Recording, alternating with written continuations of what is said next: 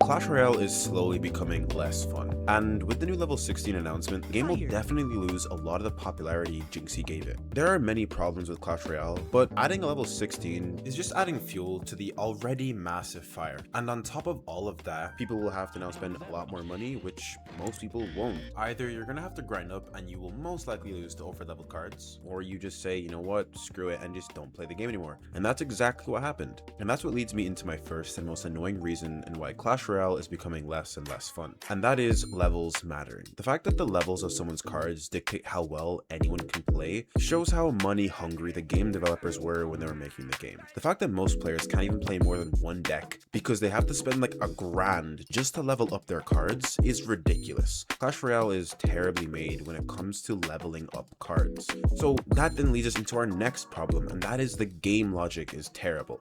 Now this leads in with the leveling. You see, if I have a level 14 log, which most people haven't maxed out their log, pause, no diddy on that, but if I have a level 14 log and I'm up against a player who now has a level 16 Dark Goblin, if I log that Dark Goblin, guess what? The Dark Goblin won't die, and the only reason is because it's level 16.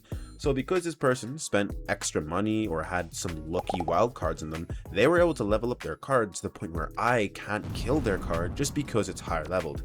Again, the game logic is terrible. Clash Royale has some of the most brainless logic I've ever seen in my life when it comes to gaming. The fact that levels can dictate such an encounter is ridiculous. A furnace, for example, one level lower than a tower is useless. It can't do its job of creating constant pressure.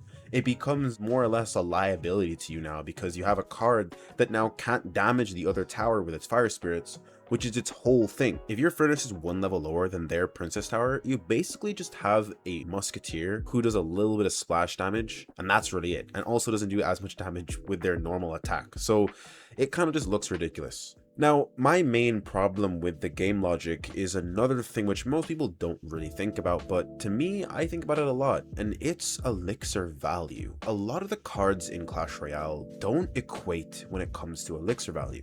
Now, what do I mean by that? Well, for example, if I have a mini P.E.K.K.A which costs 4 elixir and a royal ghost which costs 3. So if I put the royal ghost up against the mini P.E.K.K.A, the royal ghost will lose. Why? Because the mini P.E.K.K.A is worth more elixir, of course. How else would that work? If a card costs more elixir, it has to be able to beat another card that's worth less. Right? Well, no, because a mini P.E.K.K.A can be countered by swarm cards. Many swarm cards.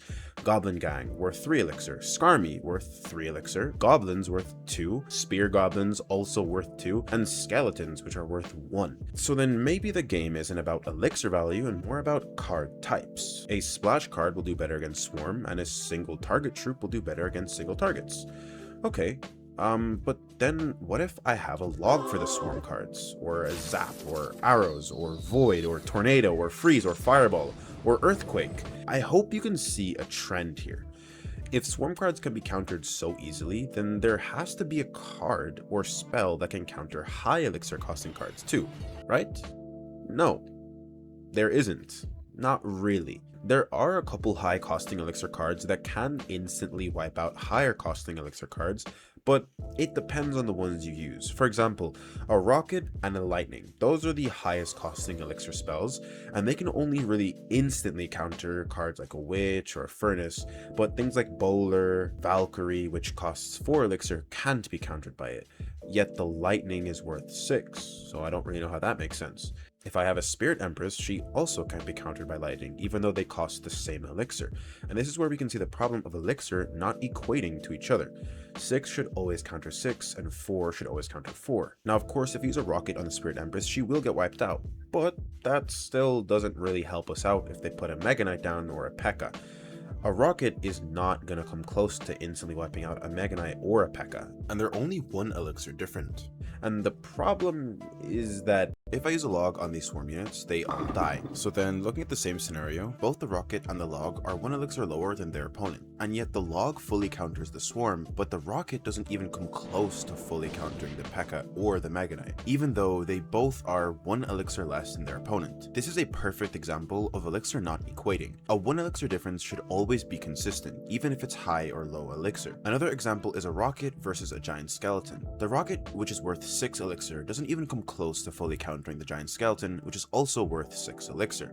Somehow a 6 elixir spell isn't countering a 6 elixir troop, but a 2 elixir spell can counter 2 elixir troops and 3 elixir troops. That doesn't really make any sense. I mean, there are a decent bit of counters to high costing troops, but the only problem is that they aren't instant. For example, the Inferno Tower and the Inferno Dragon are great counters to Mega Knight or P.E.K.K.A, but they need time to charge up. Plus, an Inferno Dragon or an Inferno Tower can be countered with lightning, versus a log which can't be stopped, unless you have a monk. So without a monk, arrows and log will always end up killing your troops, i.e. they always get value instantly. Unlike an Inferno Dragon or an Inferno Tower which can be taken out, they also take up a lot of time to counter the card that they're countering. So the Inferno Dragon takes a long time to kill the P.E.K.K.A and it can be countered, but the log doesn't take much time to counter the Goblin Gang, and it can't be countered unless you have one very specific card. Now, of course, when I say this, I'm excluding any counter like P.E.K.K.A to counter P.E.K.K.A or Mega Knight to counter Mega Knight, because if it means that I have to have one of those cards in my deck to be able to beat any high costing cards, then Clash Royale is cooked. And sadly, it already is, because that is the case. Because if you don't have meta cards or overpowered cards, then you won't be able to get far, especially if you have low levels.